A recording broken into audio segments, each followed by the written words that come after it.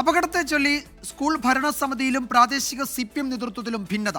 മാനേജർക്കാണ് നിയന്ത്രണമെന്ന് school ഭരണസമിതി president Govinda Pillai 24നോട് പറഞ്ഞു. വൈദ്യുതി ലൈൻ മാറ്റാൻ ആവശ്യപ്പെട്ടോ എന്ന് തനിക്കറിയില്ല എന്നും CPM തേവലക്കര കിഴക്ക് ലോക്കൽ സെക്രട്ടറി കൂടിയായ ഗോവിന്ദപിള്ള പ്രതികരിച്ചു. നേരത്തെ ആവശ്യപ്പെട്ടിരുന്നു ഇത് വൈദ്യുതി ലൈൻ മാറ്റാൻ മിനിറ്റ്സിലടക്കം. എനിക്കറിയത്തില്ല, ഞാൻ പ്രസിഡന്റാണ്. മാനേജിംഗ് കമ്മിറ്റിയുടെ തീരുമാനം എന്ന് പറയുന്നത് അവിടെ എന്തൊരു ആവശ്യം വന്നാൽ അവിടെ ചർച്ച ചെയ്യും, അതിന് അനുമതി കൊടുക്കും. അതാണ് അതിൻ്റെ ഒരു രീതി. പിന്നെ ശ്രദ്ധയിൽപ്പെട്ടാൽ നമ്മൾ സഹായിക്കാതെ ഇതിപ്പോൾ 10-35 വർഷമായിട്ട് നിൽക്കുകയല്ലേ, അപ്പോൾ പിന്നെ അതിനെപ്പറ്റിയൊന്നും കൂടുതൽ ചർച്ചകളൊന്നും വന്നിട്ടില്ല.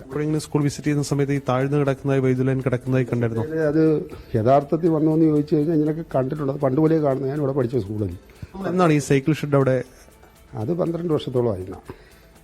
എത്ര നാളായി സ്കൂളിലെ പ്രസിഡന്റായിട്ട്? 5 ആയില്ല, 4. ഇതിന് അനുമതിയില്ല എന്നുള്ളതാണ് ഇപ്പോൾ പഞ്ചായത്ത് പറയുന്നത്. ഈ ഫിറ്റ്നസ് ചെയ്യത്തില്ല, അതിനെപ്പറ്റി ഞാൻ അന്വേഷിച്ചിട്ടുമില്ല. ആ കാര്യത്തിൽ നമുക്ക് പണ്ട് കാണുന്ന സംഭവം, പിന്നെ അതിനെപ്പറ്റി റിവൈസ് ചെയ്ത് അന്വേഷിക്കേണ്ട കാര്യവും നമുക്കുള്ളതല്ല. എന്നാൽ സ്കൂൾ മാനേജർ തുളസീധരൻ പിള്ള ഇക്കാര്യത്തിൽ പ്രതികരിച്ചില്ല. മൈനാഗപ്പള്ളി കിഴക്ക് ലോക്കൽ കമ്മിറ്റി സെക്രട്ടറി കൂടിയാണ് മാനേജരായ തുളസീധരൻ പിള്ള.